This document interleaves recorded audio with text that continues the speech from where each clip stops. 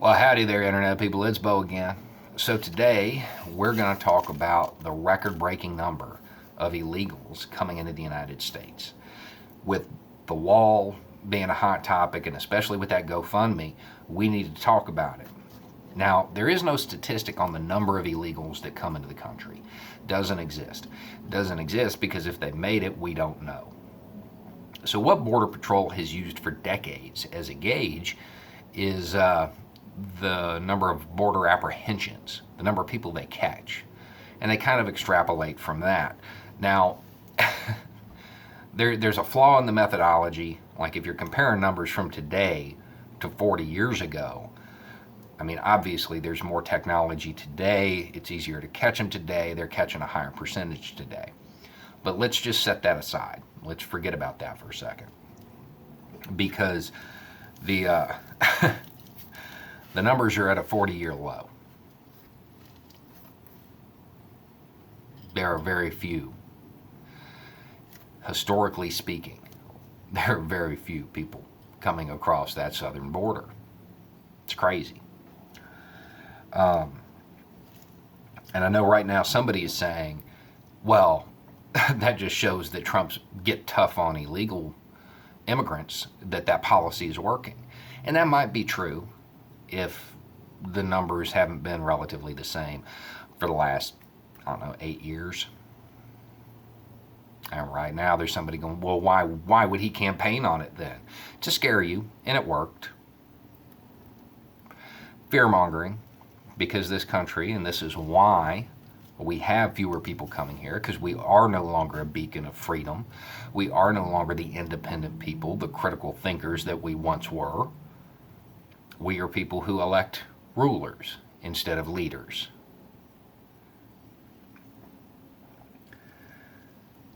We are going to spend $5 billion to address a problem that doesn't exist. It's crazy, right? And because the government won't come up with the money to do it, you've got people raising the money on GoFundMe. And this also leads to why people aren't coming here anymore. We don't critically think. All of these patriots have never taken a civics course. So you're going to give the government money and they're going to do what you want. Okay.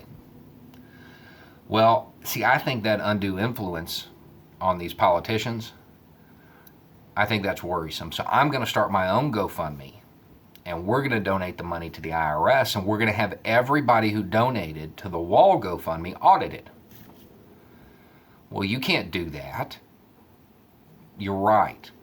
Under the system of government we can't do that. You also can't give the money to the government to have them do something for you. It still has to go through Congress.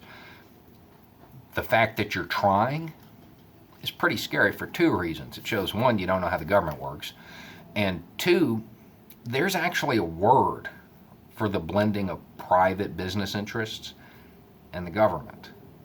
It's called fascism. Fascism doesn't actually mean what it gets used as in internet debates. It doesn't actually mean, oh, somebody was violent or somebody said something mean. That's not what fascism is. It's a real thing. It is a real thing. It doesn't just mean government by violence. All governments rule by violence. Fascism was very specific, everything in the state. It's pretty terrifying. So, you wonder why people call you a fascist? That's probably why. But, moving on. Let's say, because we need to address something else about the wall. We're going to pretend for a moment that the country on the other side of this wall is not ruled and heavily dominated by a criminal enterprise that loves to build tunnels. Okay, we're going to forget about that. We're going to pretend that ladders and ropes don't exist. We're going to forget about the fact that every immigration and smuggling expert that has ever talked about it said the wall won't work. We're going to forget about all of this. We're going to pretend that the wall will work and it's going to stop people. Okay? Now, right now, a coyote, to get you over, a good one, It's about $1,500, one that's going to get you to where you're going. Now, I know everybody saw that expose, I'm sure, that said that it's between $4,000 and $10,000. That's for a child. That is for a child. Most smugglers actually won't move anybody under 18. It changes the entire game. And yeah, you can get some ranchero to run you across the border when he gets off of work for $500, but you're probably not going to get where you're going. $1,500 is about what it's going to cost you. So the wall's up. It works. Okay? Pretending it works. So what do those smugglers do now? They close up shop, right? Of course not. They team up with the cartel. See, it's already more dangerous, but they team up with the cartel. Why? Because the cartel dominates that country. They certainly have contacts in the passport office. So for about $1,000, you get a Mexican birth certificate, driver's license, and a passport. And right now, everybody's like, but what's that going to do? They still got to get a visa to come here. They can't get over that wall. They're not coming here. They're going to Canada. They can go to Montreal or Ottawa. It's going to cost them $300 for the plane ticket one way, and then $7 for the ETA. That's the electronic travel authorization. So $1,307. And then they just walk across the border into the U.S.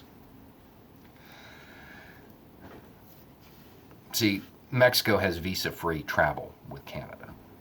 That open borders thing that so many people are scared of. So the wall, assuming it works, will actually pump more money into a criminal cartel that is destabilizing our next door neighbor, one of our biggest trading partners, and make it cheaper to get here illegally. Man, didn't really think that one through, did you? So,